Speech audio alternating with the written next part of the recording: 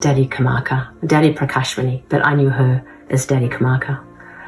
I first met her in 1985. I joined the Brahma Kumaris in 1984 in Sydney, and she had come out for a big program, Pathways to High Consciousness in Sydney. And I remember seeing her, I thought, oh my God, who is this incredible being?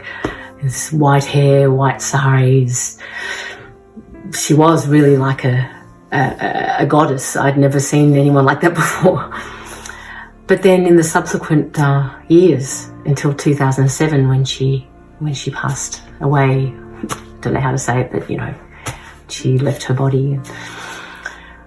I got to know her very well, and she was directly my teacher and my friend, my sister. And sometimes with these spiritual elders, we can deify them and put them on a pedestal. Not that it's non-deserving, it's a very good pedestal. but sometimes what that can do is it can create a distance between us and them. That they are these divine, enlightened beings and we are just human effort makers. But there was one thing about Daddy, she never did that. And she could have. She ran the organisation from 1969, essentially, along with Big Diddy until 1984, but then till 2007. So she was in a leadership position. But she never did an MBA. She was from what is now Pakistan, and she learned to read and write, and she never did a leadership course or an MBA or anything like that. But she spent a lifetime learning about love, learning about real love, spiritual intimacy, absolute trust, these kind of things. This was her curriculum, the curriculum of her life. Her style of leadership was one of love.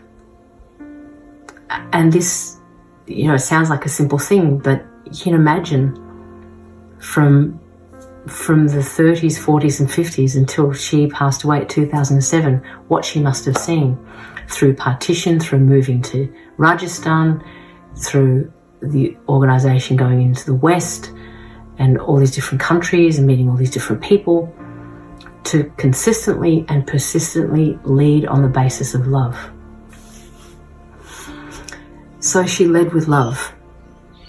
And there are examples of this that, these sound like small things, but actually they're very big things.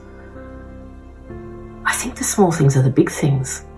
So there's something she used to do every Thursday at the Brahma Kumaris headquarters in Mount Abu, Madhuban, Pandit Bhavan. Every Thursday, she would go around to all the departments and just see what they were doing and how they were going. And sometimes she would take me with her if I was there, if I was in the courtyard, which is where we all used to hang out after morning class. She would take me with her. And, I was just a young woman from the West, and she ran the organisation. She would take me by the hand, and we'd,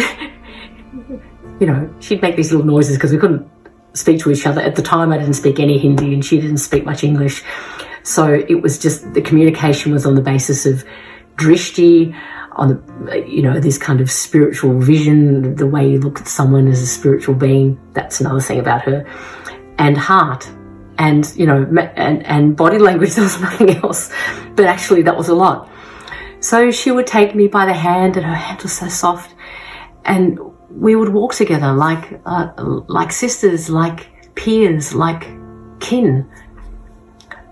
And I felt like that. The power of her love was such that it could dissolve any barrier.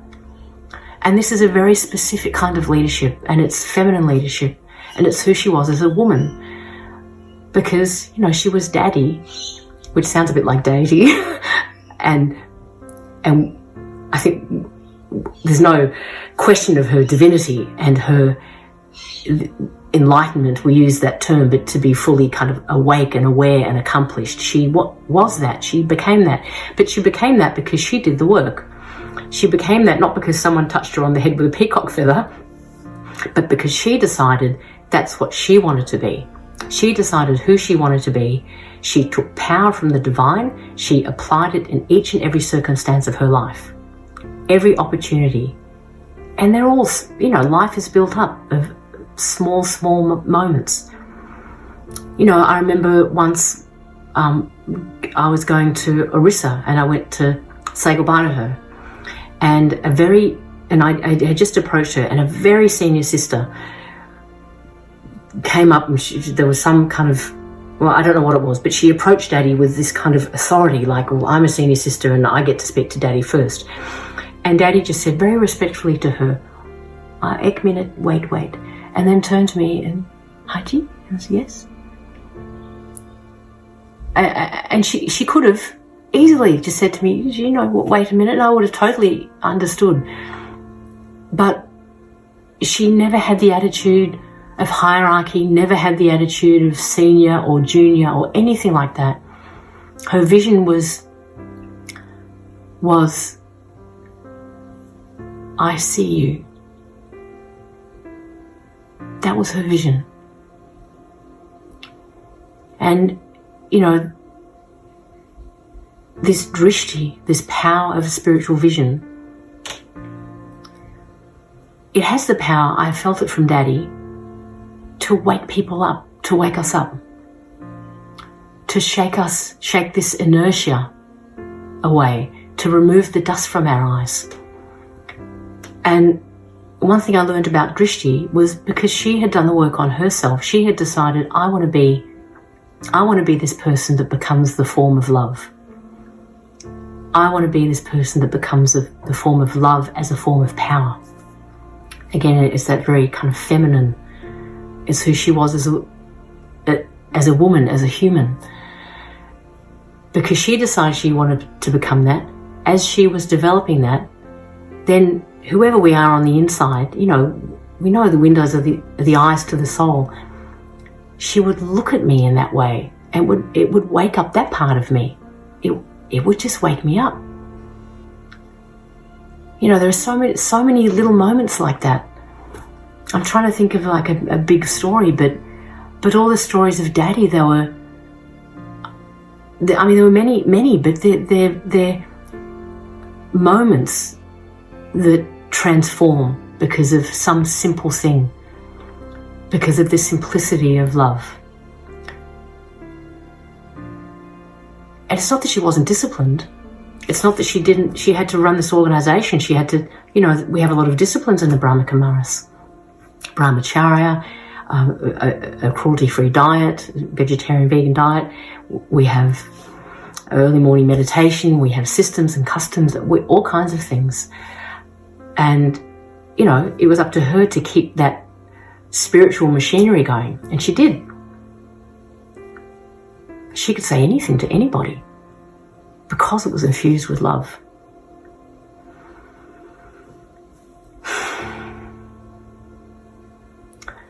So, I could speak more, but no doubt others are going to say wonderful things about her. But these are just my feelings and what I learned from her. And I can tell you, my relationship with her transformed me.